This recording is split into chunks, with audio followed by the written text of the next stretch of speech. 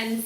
So I am actually cooking up one of the recipes from my little recipe booklet today for dinner, and I thought I'd just bring you along for the ride. So I had two really small heads of cabbage, and I thought I would fry them up. I actually like to have a little bit of extra, so I don't have to cook it again tomorrow. So I thought I'd fry it all up. So I put some olive oil in the pan, and I've got the purple cabbage cut up. I'm just going to show you what I do with the green cabbage. So I've just cut it in half.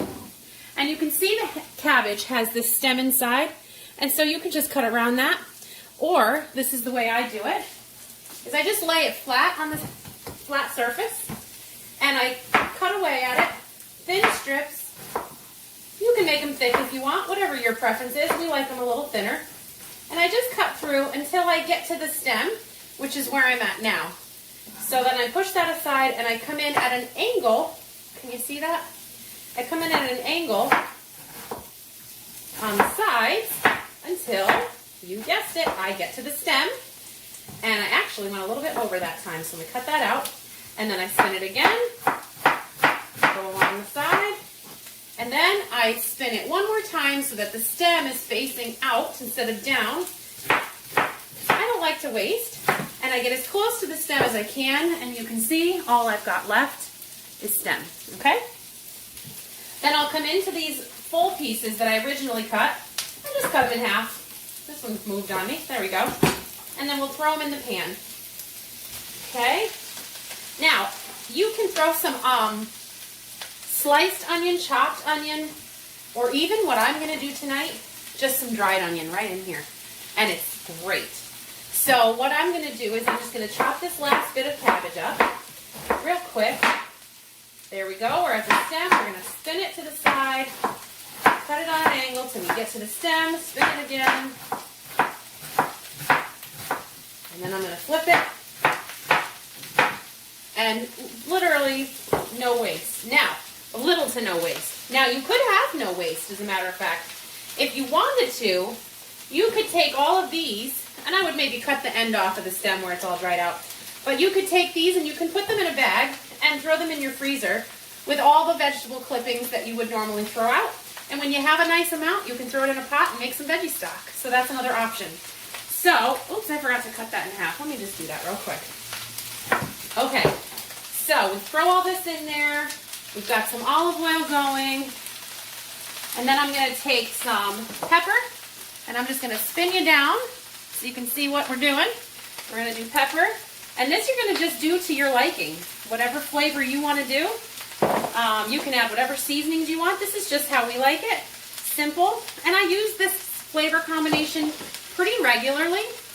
You can use fresh garlic and fresh onions, or you can do it this way. I'm going to use garlic powder, onion powder. Then I'm also going to use dried minced onion and minced garlic.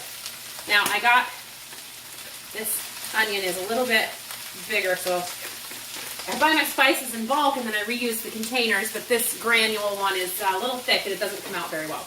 Okay, so then I have my dried garlic, because tonight's one of those nights where I just need something a little quick. Now, if you were really just having a rough time getting dinner on the table, you could even just buy a bag of coleslaw and do this and just fry it up. You don't even have to cut up your cabbage.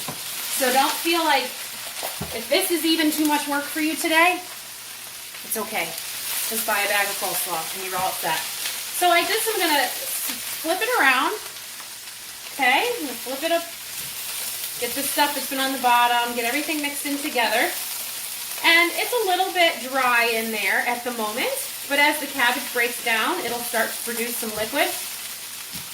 Okay, so I'm just going to do that.